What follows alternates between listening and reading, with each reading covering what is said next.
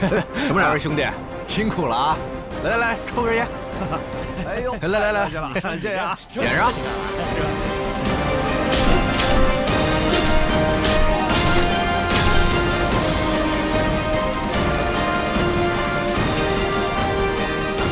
快点！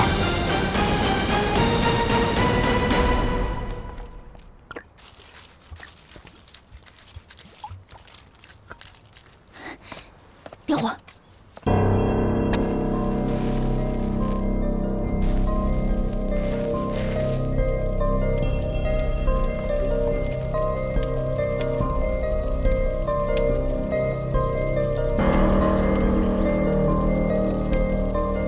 水。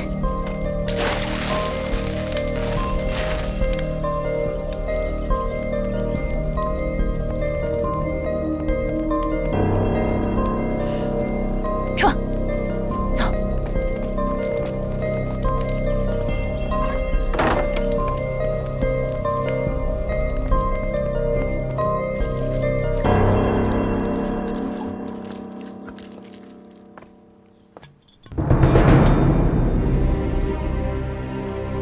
好好的八路不干了，跑到这儿来当流水席的厨子。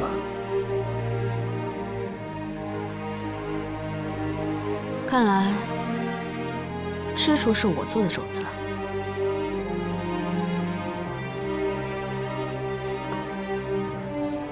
早知道多放点盐。说，一共来了多少人？什么人啊？别跟我装蒜了，我要告诉我你是一个人过来的。来了多少人？他们现在在什么地方？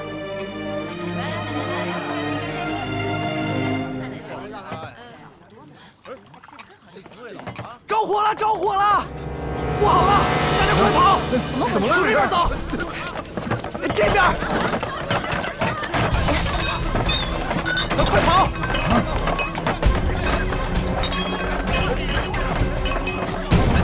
哪着火了？这是？你说对吧？啊？大哥，怎么这么大烟？怎么回事？这是？怎么回事？这是？大喜的日子，怎么回事？这是？吴翠萍，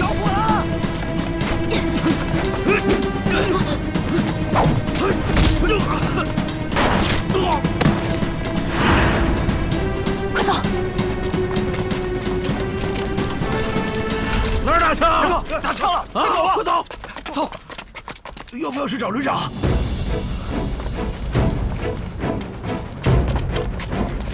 按计划行事，快撤！撤！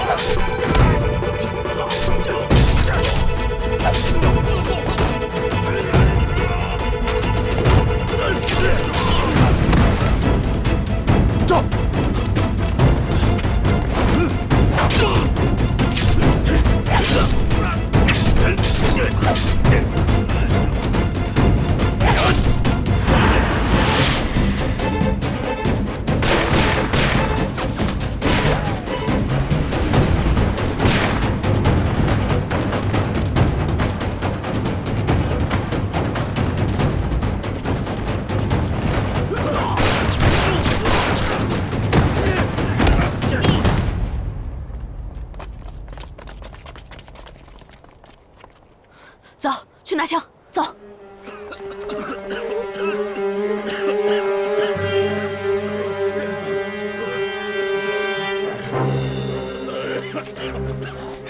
旅长，你去哪儿了？当心点，有八路，赶紧撤！八路在哪儿？不太清楚，是翠萍那伙人。跟我来，快！好，快，保护旅长！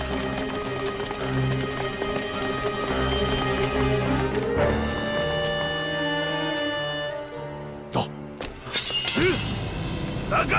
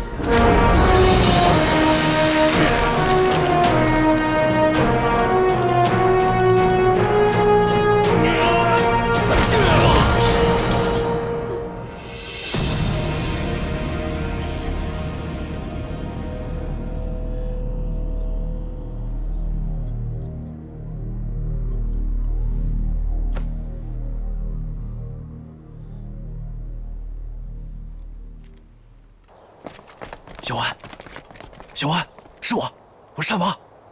单王，终于见到你了，你们……嘘，小日，什么都别说了，跟我走啊！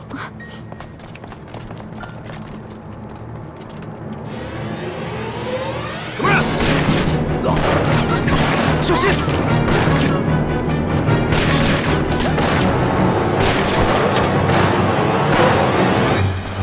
怎么回事？跟我走！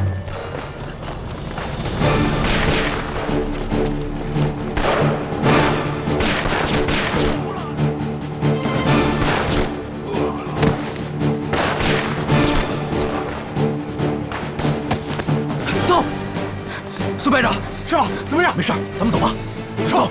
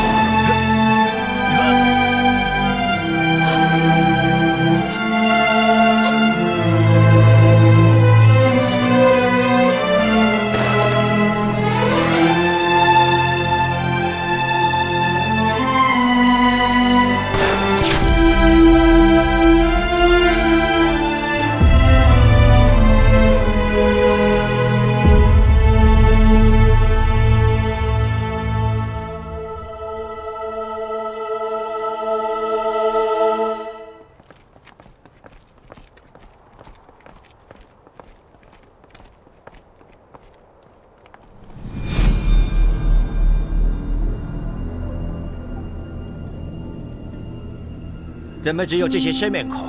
翠萍他们没有来吧？上神君，就为了这么个小丫头，你想一想，他们会兴师动众吗？那我们放的这条长线，就是为了钓大鱼，结果却只等到了这些小鱼小虾。城里暴乱的地方查到是哪里了吧？刚刚查过，是李富波家，他好像今天正在举办婚礼。李富波的婚礼，周景生不是也去参加了吗？是。还有一拨人，他们是冲着周景生去的，赶紧跟我走。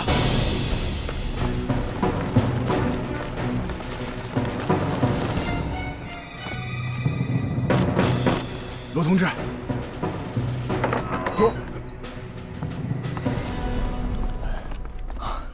黄老板，感谢你把饭店借给我们，完成刺杀任务。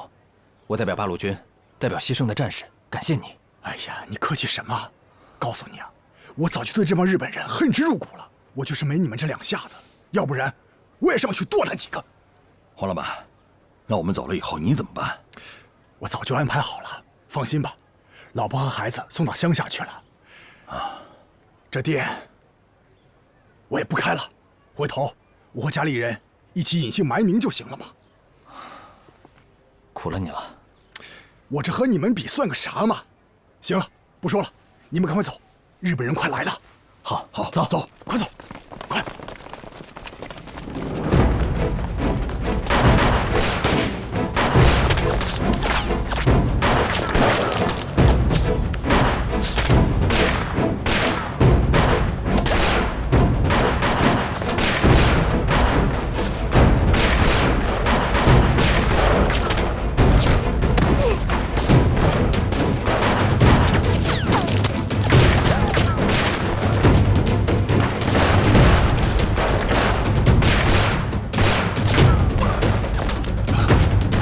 不能和他们硬拼，走！是。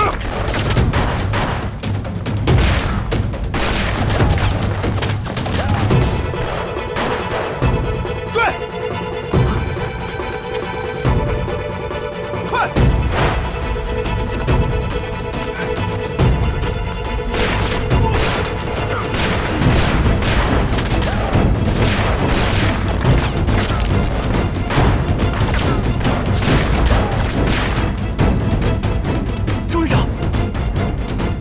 这边走。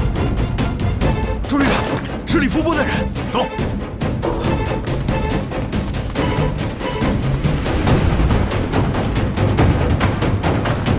别动！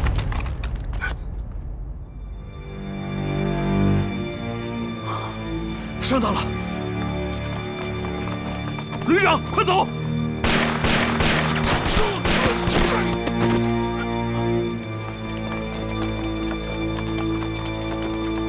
周晋生，我劝你开枪之前先想清楚，到底是你的子弹快，还是我的子弹快？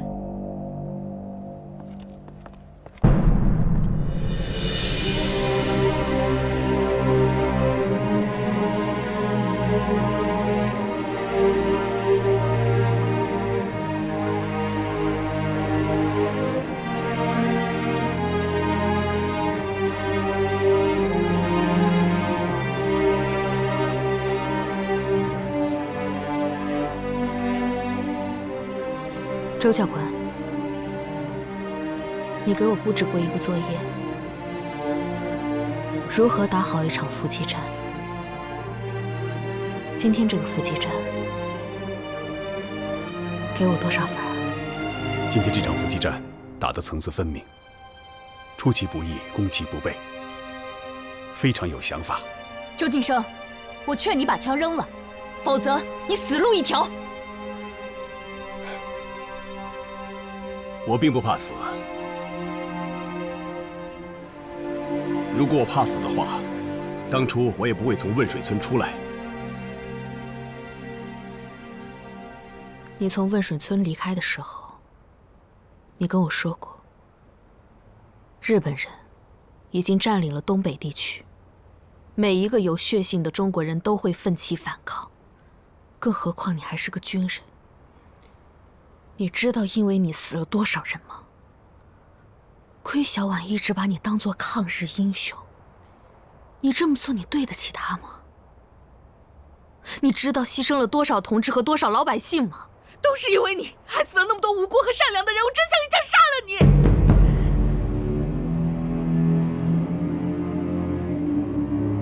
你！死多少亿人，我得把你交给人民来审判。想让我跟你回去，下辈子吧。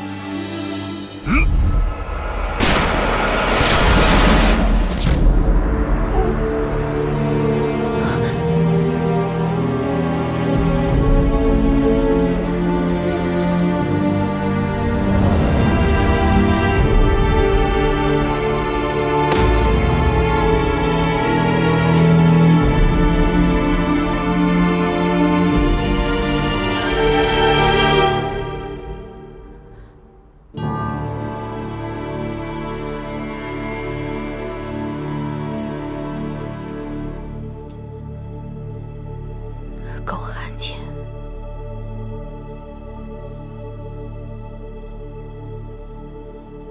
去跟政委还有牺牲的同志们谢罪去吧。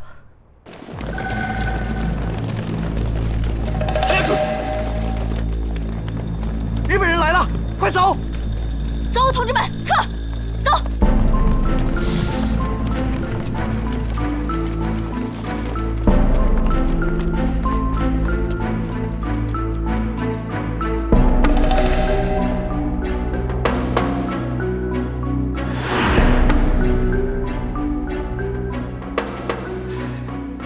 本以为嫁给你我就不受欺负了，真的好，婚礼弄成这样，我咋别在这儿哭了，一会儿八路别絮絮叨叨了，怕八路不知道咱们在这儿。要哭啊，你自己往外哭去，别到时候连累我。你有吓我，我吓大的呀！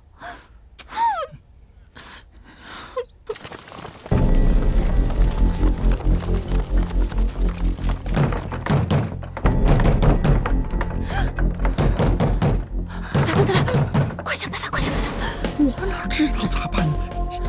先别出声，先听话。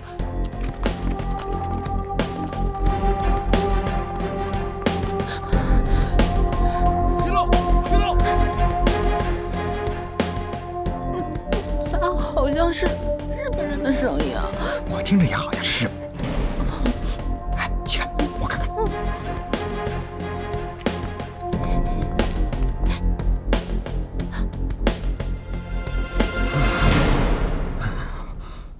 太好了，是日本人来了，是日本人。阿 Q 龙，阿 Q 龙，阿 Q 龙，太君，太君，我李福波啊！太君，哎呀，上山太君，您可得给我做主啊！你说我这大喜的日子让一群八路给搅了，我带人跟他们打，可是八路太凶，我打不过他们呀。那些八路的，八路他们跑了。混蛋！报告，报告。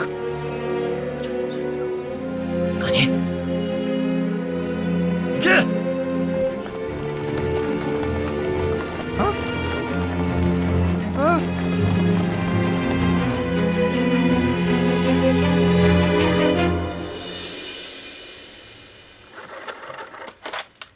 喂，别管什么据点了，你们赶紧进城保护团长，快点儿，快点，快点，马上！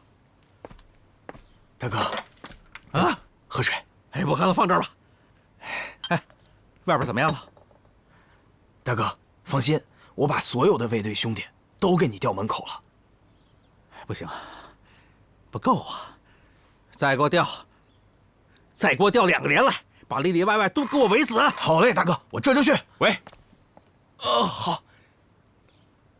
团长，红军电话。哎呀，喂，什么？啊？啊？好，你放心，我们肯定配合，全力配合。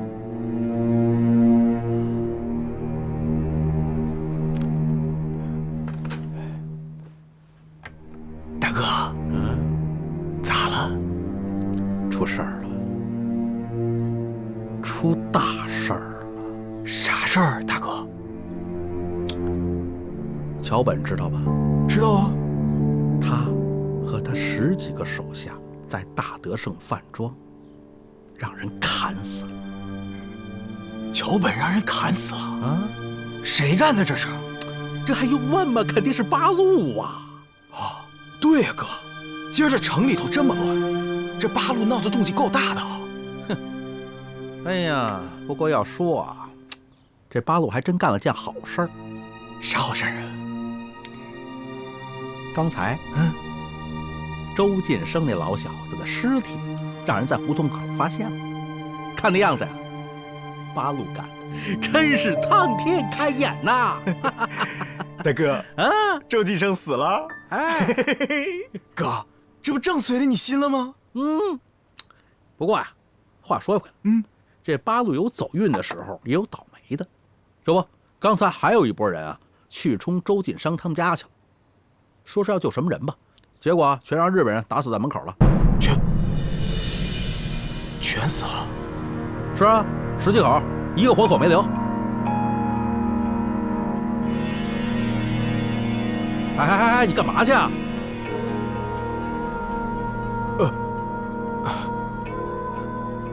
大哥，今年不是该征粮了吗？我这就带队伍出发。不是，我说根儿啊，你是真傻假傻呀？现在什么日子，你还想着这事儿？让别人去好不好？我跟你说，现在这城里可是已经炸开锅了。你赶紧去点上几个人，跟我去见日本人。这2天呢，咱们城里不太平。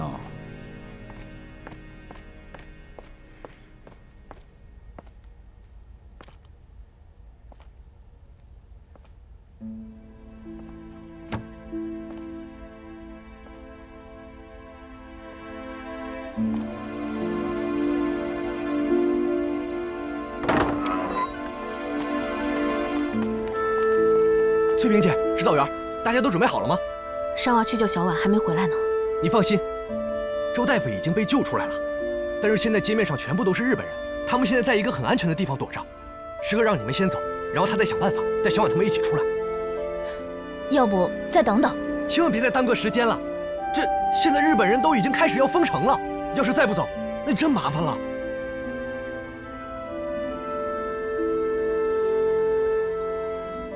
要不这样吧，我们先出去，在城外等着接应上娃他们。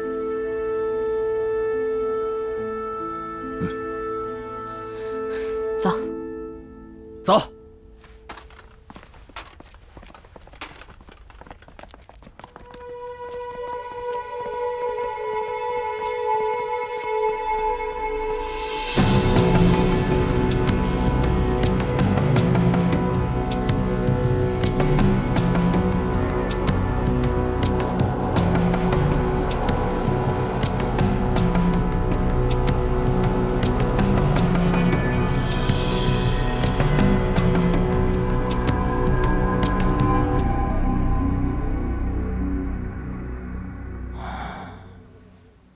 喂，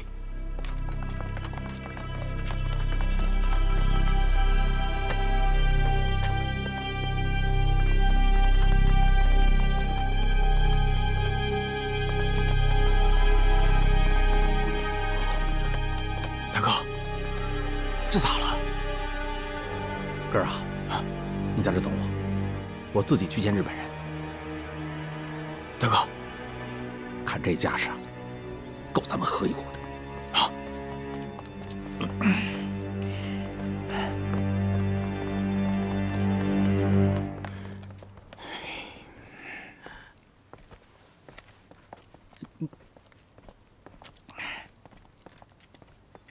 2位太君，葛团长，嗨，你怎么看？我认为这肯定是八路干的，而且和袭击周旅长和李福伯婚礼的应该是同一拨人，这里边一定有一个大阴谋。葛团长，你可知道吗？那天袭击周旅长家的那伙人，他们都穿着你们黄协军的衣服。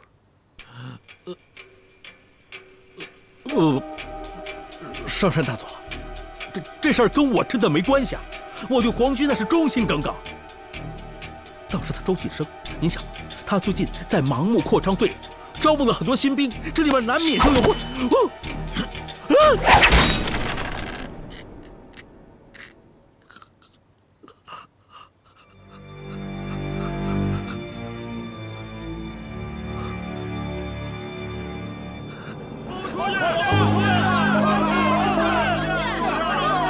别喊了！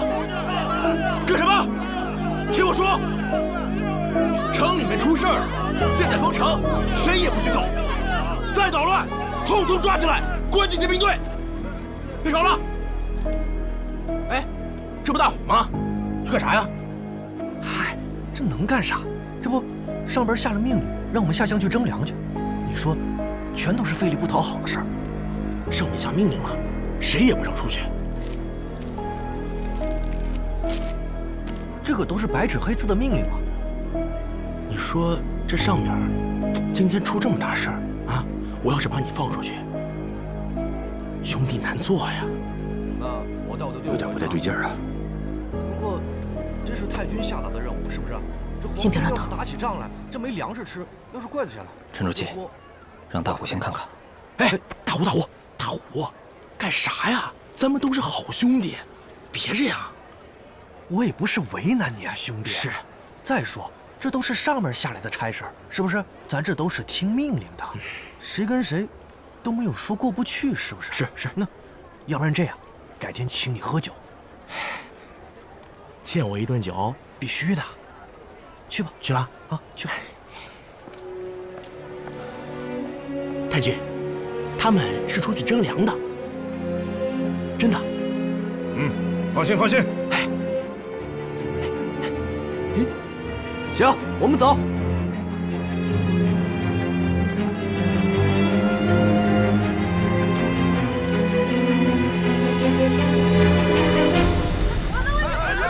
哎，你们干什么？啊，你们想干什么？通通给我回去！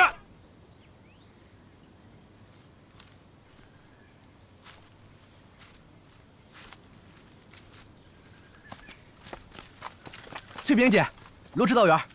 咱们现在安全了，这一想到能回到家，回到汶水村，这心里边就压不住的高兴。哎，翠萍，你这是咋了？我们顺利出来了，又安全抵达，你咋还不高兴了呢？我们是安全出来了，可石根、山娃还有小婉，他们几个还在里面呢。有石根在，你就放心吧。那是他亲弟弟，担心也是正常的。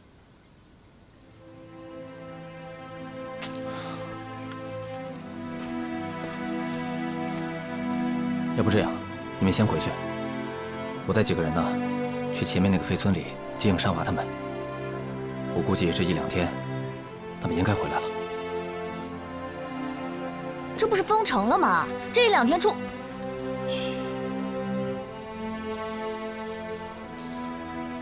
其实，你们不用等石根他们了。为什么不用等石根啊？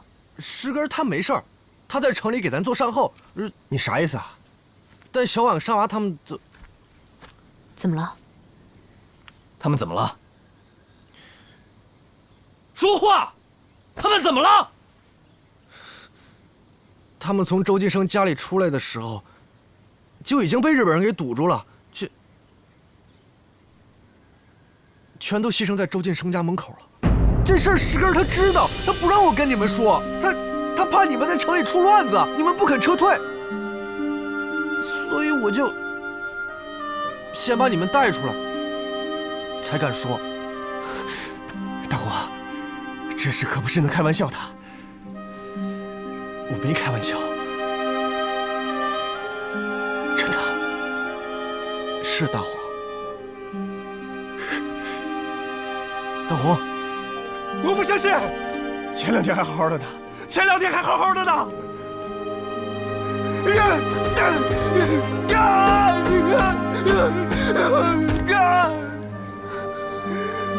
所有人跟我走。哥，你要干什么去？什么叫干什么去啊？我去把山娃还有周大夫的尸体带回来。站住！你现这么回去，就是白白送死，能不能冷静点？我已经很冷静了。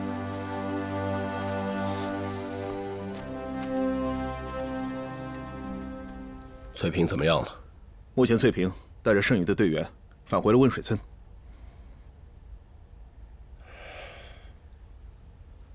让他好好休息。最近不安排任务，给军分区打报告。为山娃、周小婉、孙勇等其他13位同志申请烈士。是。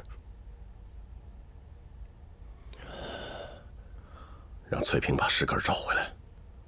温水村不能再死人了。是。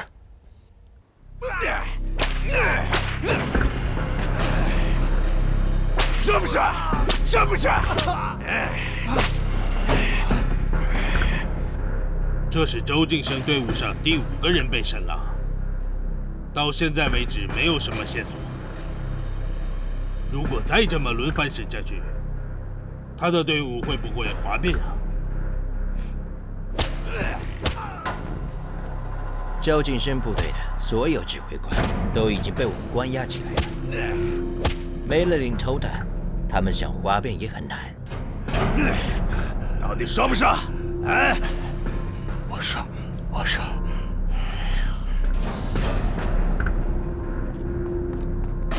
报告，他已经招了。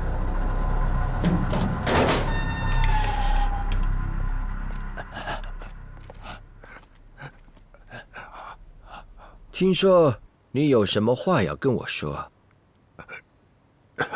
是的，周旅长死的事我不清楚，但是有别的。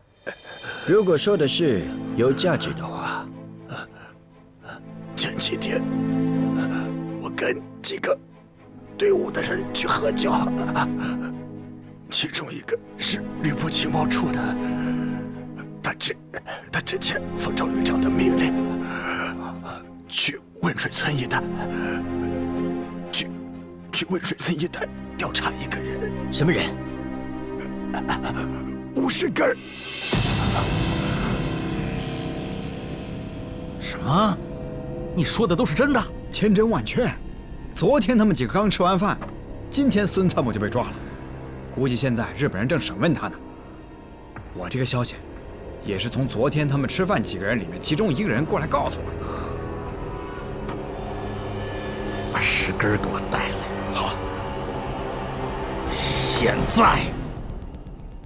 来人，到，去找一下石队长，让他过来一趟。是。老董他们都撤了，上级命令你立刻返回队伍。那这边不需要我了吗？这边的事情组织上另有安排，你就不用操心了。组织上让你撤，你就赶紧回去。太好了，终于能回家了。今天晚上你就别回军营了，就在这儿住吧。明天一早出城。那不行，我得回去收拾东西。有啥好收拾的？我给我姐我姨夫买了些东西，我昨天刚给我姐扯了2尺花布，花了不少钱呢。再说，他们现在又没怀疑到我。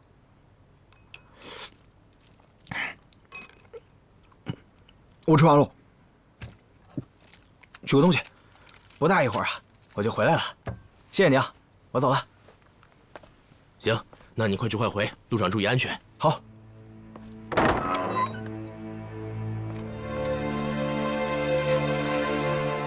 石队长啊，回来了。杨副官，在这干嘛？团长让你过去一趟，我在这儿等你好长时间了。行，我知道了，一会儿我就过去。不行，团长说你得马上过去。走吧。是。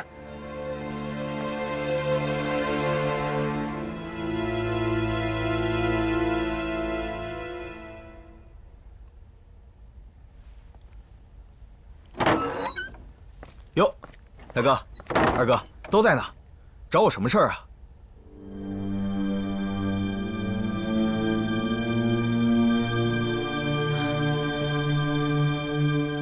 根儿来了啊！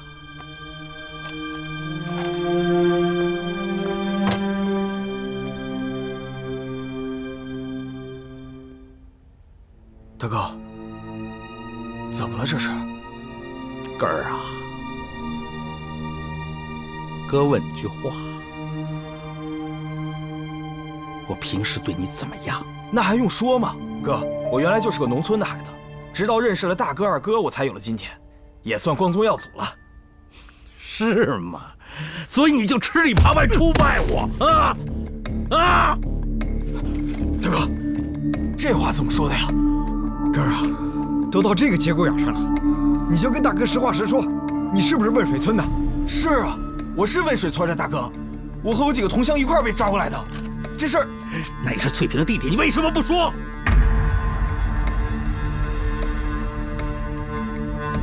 哥，这事儿有人诬陷我。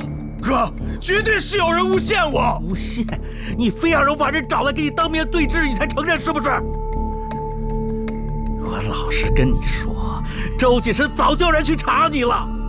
要不是他死的及时，你是不是想害死我们所有人？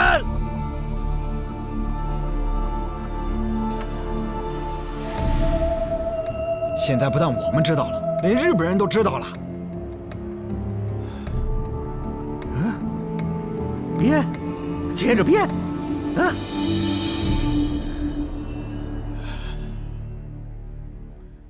事已至此，那我实话实说，是，我是吴翠萍的弟弟，我就是八路军派来安排在你们身边传送情报的那个人。你居然认了？你小子居然敢承认！我说当初那把火怎么那么小？感情是你小子放的，我现在就崩了你！我现在就崩了你！大哥，石根年纪小，不懂事儿，被八路蒙蔽也是很有可能的。你饶了他一回吧，看在他救过你的份上。石根，你赶紧跟大哥说，以后你不干八路了，大哥一定会饶了你的。快说呀！听见你二哥说什么了？听见了。我拿你当兄弟，只要你说你不帮八路，我就信你。如果你原谅不了我，开枪吧。你是不是以为我不敢啊？你以为我不敢？大哥。大哥不能开枪啊！石根虽然是八路的探子，可是他救过你的命啊！老二，你到现在还没明白吗？救我，救你，那都是这小子用的苦肉计。哎，大哥，虽然他是八路，但是你别忘了。他是吴翠萍的弟弟呀，桥本、周晋生，那都是怎么死的？你有没有想过后果呀？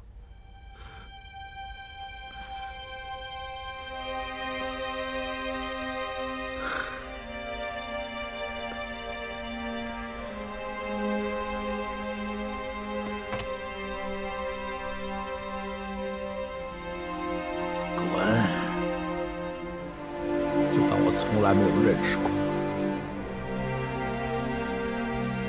今后我也不想再看到你。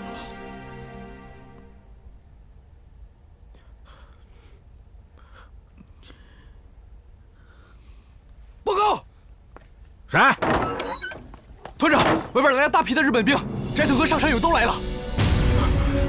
日本人过来了，来抓石根了，给我拖住他们！是，大哥。根儿啊，你走吧。你快走啊！你还等日本人来抓你啊？快点，快走！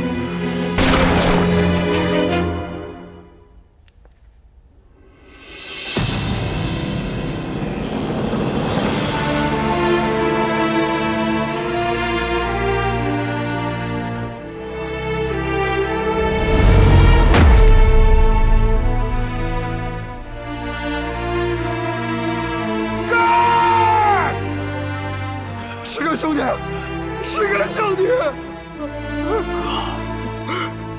做个好人。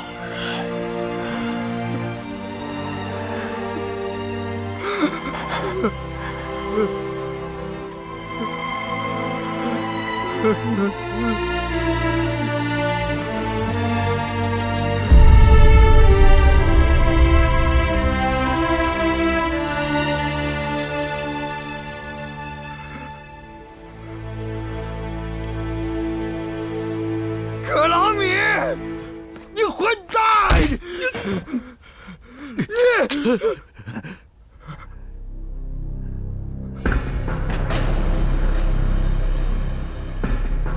你是不是也想死？啊？要么死他一个，要么死3个，50个必须死！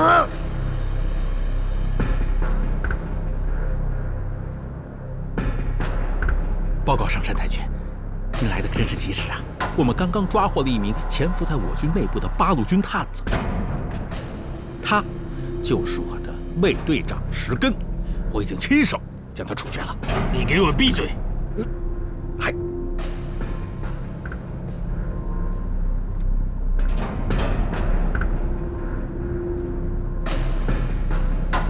格朗米，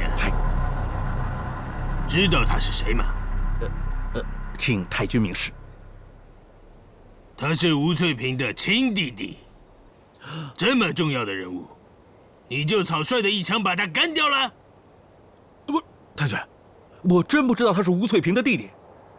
我们只知道这小子肯定有问题，在抓捕当中，他抵死反抗，我们才……格朗米呀，格朗米。我说你什么好？你的院子里这么多人，活捉不了他，谁相信呢？是我们愚蠢。葛团长，我看你这是杀人灭口吧？怕一个活着的石根会乱说话？不是，上山太君，您可能误会了。我们是真觉得这小子有问题，所以我们才抓他，啊，所以我们就太君。那你跟我说说，你怎么发现他是个探子的？刚一开始我们只是觉得他形迹可疑，但是经过深入的调查，我们发现这个调查结果，您还是得去问问李团长，因为李团长负责调查这件事情。说说吧，你平时不是跟石根关系最好吗？连结婚借钱都是找他。哎，你是不是通过这件事情发现他不对劲呢？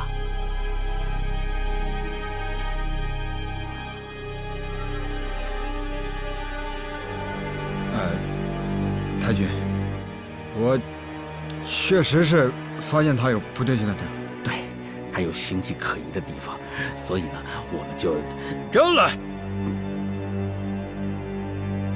一群蠢货！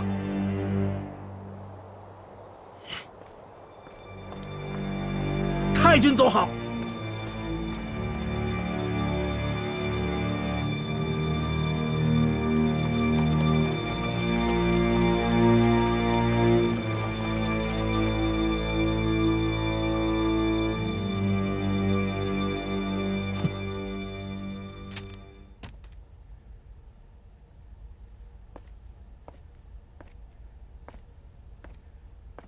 上山君，我给你沏了一杯中国最著名的乌龙茶，你尝尝。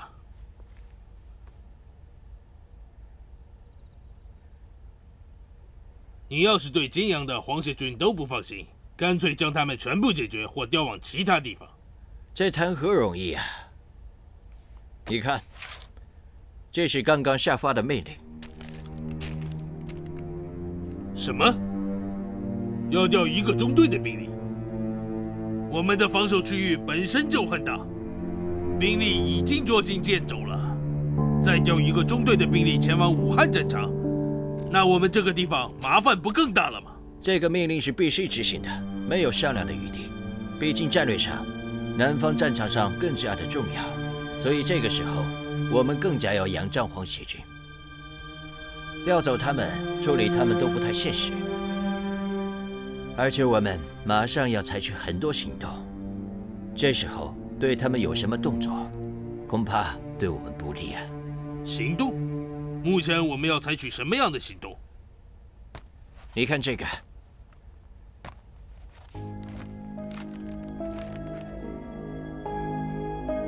这么说，花谷镇少将要发动大规模的进攻了？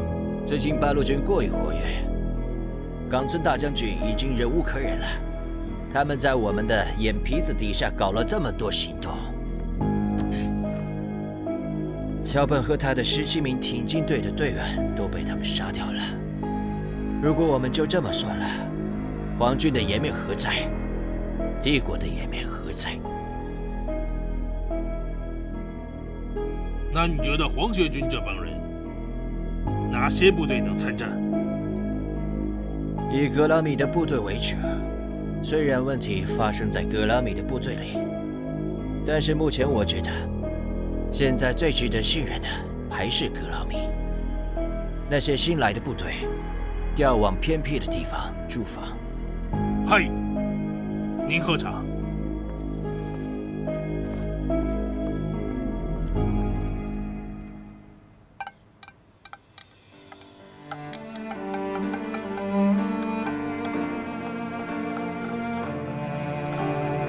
姐，这是啥？拨浪鼓，你看这样一摇，咚咚的响，好玩吧？这次任务完成以后，我跟上级请示一下，把你给调回来吧。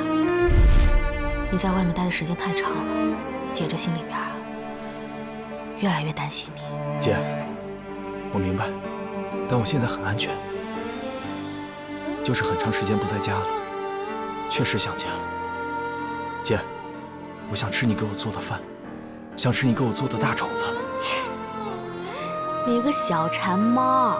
等回头啊，你娶了媳妇儿，姐这手艺就得交给你媳妇儿了啊！这以后你要想吃肘子，让你媳妇儿天天给你做肘子吃啊！行了，姐，别再提找媳妇儿这事儿了，先完成任务再说。好，我走了。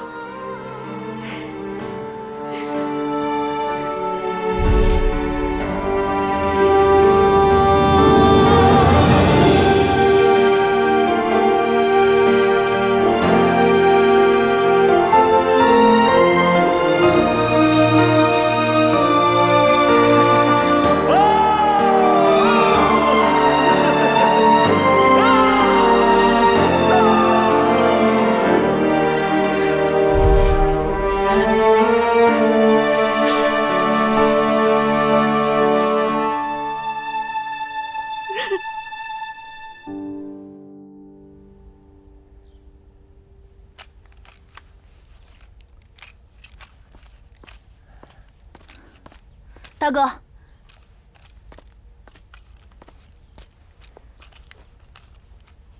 你让队伍里面检查装备、计算弹药，咱们有行动吗？哎，这几天没有，过几天肯定有。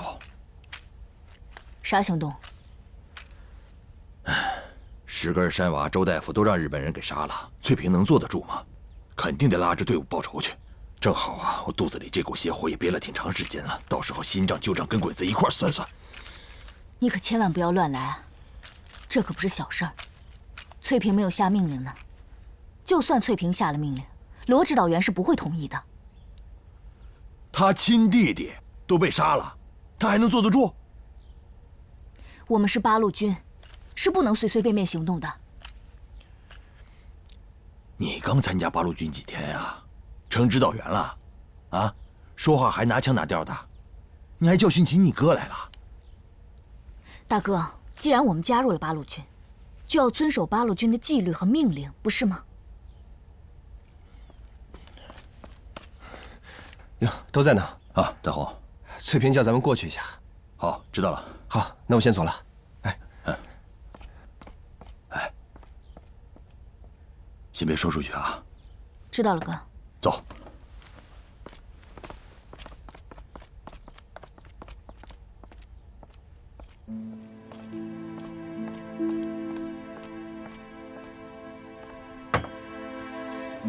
吃饭。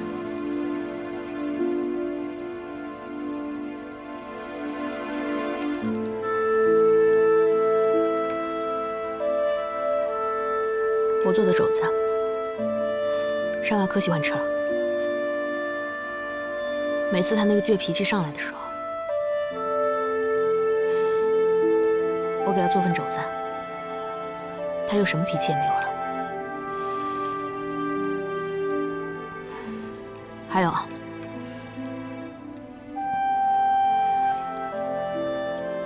小时候家里穷，没条件做肘子。每次我给别人做喜事的时候，他就跟在我屁股后边，偷偷吃一口。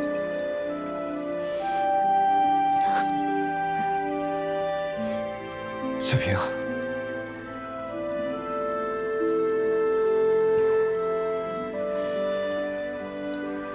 什么也别说了，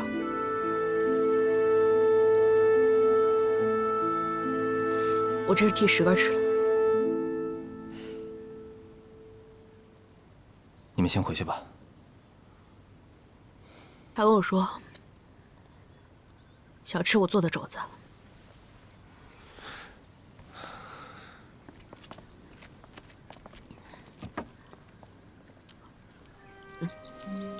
翠萍，我从小就当兵，这一路走来，最后我想明白一个道理：个人是小，国家是大。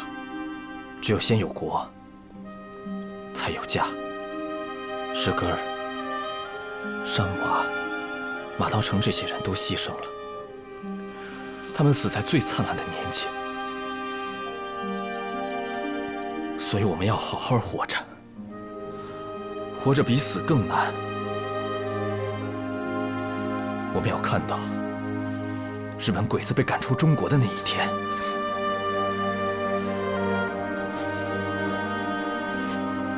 你别吃了。为了所有人，你都要好好活下去。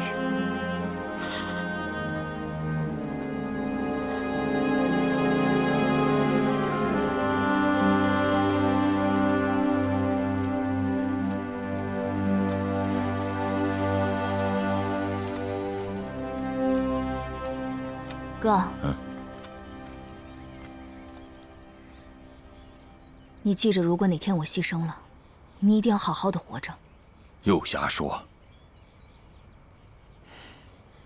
傻丫头！真要是有这么一天，哥也死在你前面。不，你不能死，哥。不管以后发生任何事情，你答应我，活着的人一定要好好活着。答应我好吗？好，哥答应你。啊，报告，团长大人来村了。啊，知道了，去吧。哎，丫头，你先回去，我去迎迎团长。好，注意安全。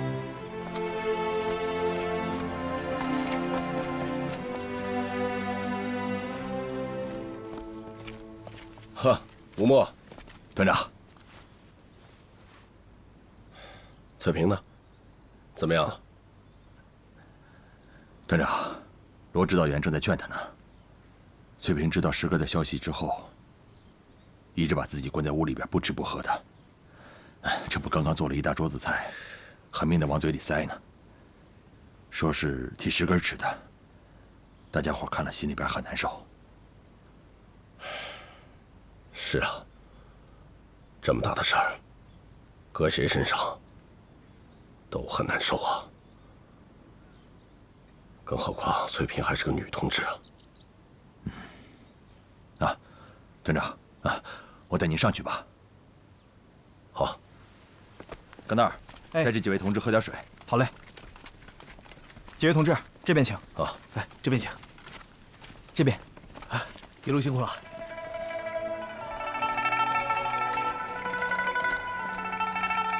石根的安全我一直很担心啊。这次完成任务，我第一时间就下达召回石根的命令。可惜啊，可惜还是晚了。如果当初我们在城里边多待一段时间的话，石根兴许就不会牺牲。不是，你们撤离的很及时啊。在那种情况下，多待1分钟就会多一分危险，到时候牺牲的就不只是石根一个人的问题了。那些给我们送出情报杀害石根的，并不是日本人，而是葛老米。葛老米，对，这个败类当初真不应该放过他。这笔血债一定要让他们偿还。对了，周老爷子那边要安排好。这突然一下失去一儿一女，放谁身上都受不了。这么大年纪了，孤苦伶仃的，怪可怜的。团长，这个事你就放心吧，罗指导员已经安排好了啊。我去叫下翠萍，让她出来见你。哎，翠萍现在这种情况，让她好好休息休息。你去把罗青山叫来，咱们马上开个会。是。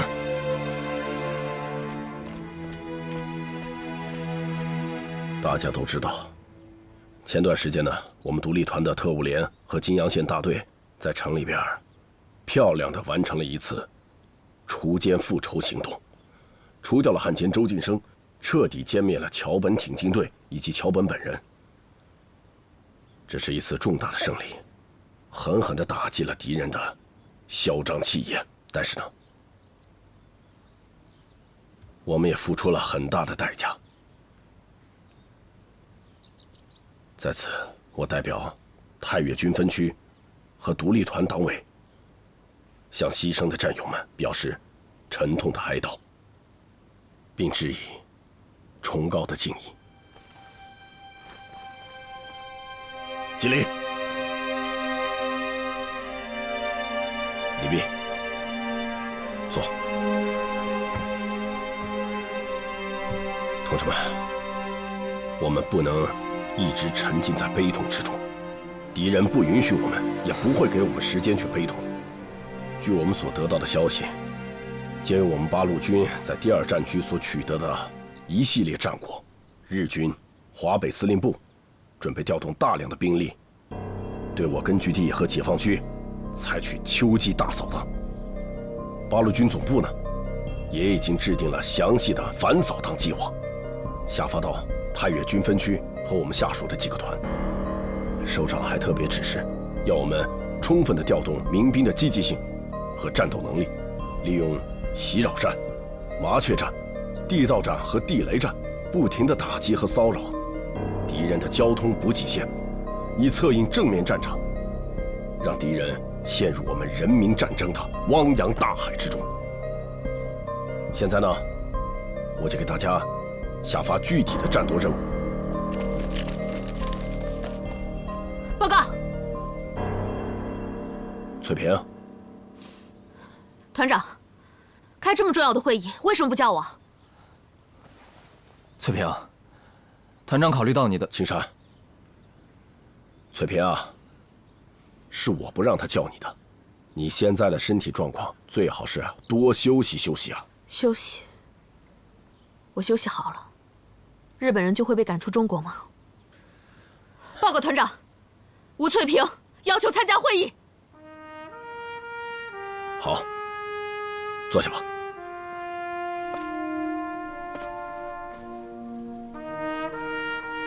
现在我给大家布置一下具体的战斗任务，啊，这个首先呢，1943年，在山西屡遭失败的日军，在花谷正少将的率领下，以日伪军7000余人，兵分7路，突然扫荡太岳根据地。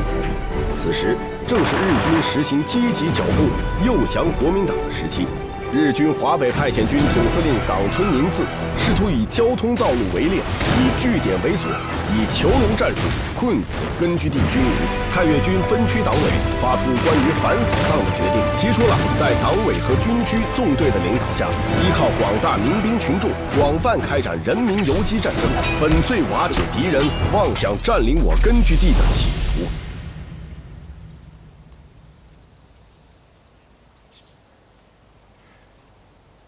这日本人咋还不来呀？哎，现在这帮鬼子学聪明了，这运输队啊，要不就是一大早，要不就是特别晚，连个准点都没有。咱们都等了一宿了。副队长，发现目标了！醒醒，醒醒，醒醒，醒醒！快！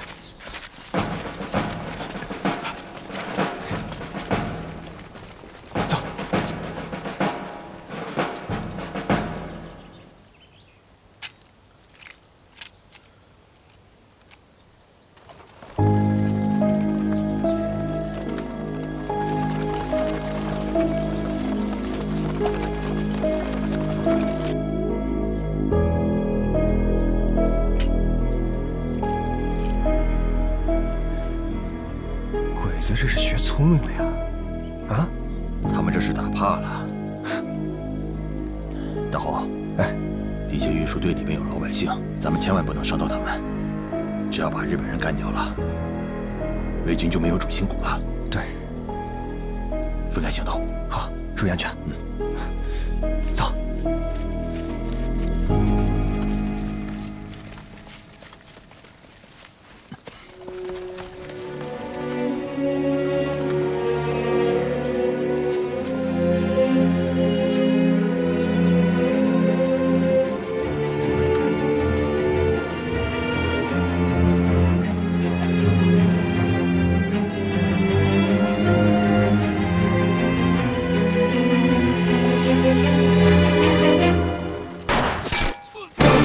志军，上！八路，八路，八路来了！别动！别动！都别动！有事！老师，快，对，快！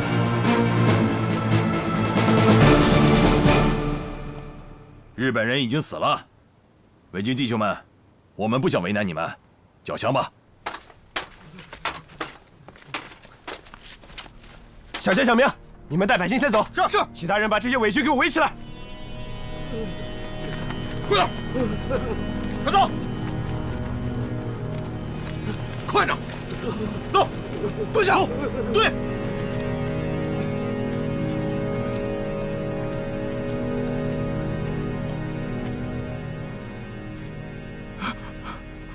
说，物资要运到哪儿去？八路军爷爷，小的只知道是运往马蹄铺村，其他的啥都不知道。小的平常没干啥坏事，就是为了混口饭吃。八路军爷爷，求您饶了我们吧！行了，物资我们征用了，下回再让我们碰到你们，可就不是缴枪这么简单了。谢谢八路军爷爷，谢谢八路军爷爷。大伙，咱们走。是，同志们，撤！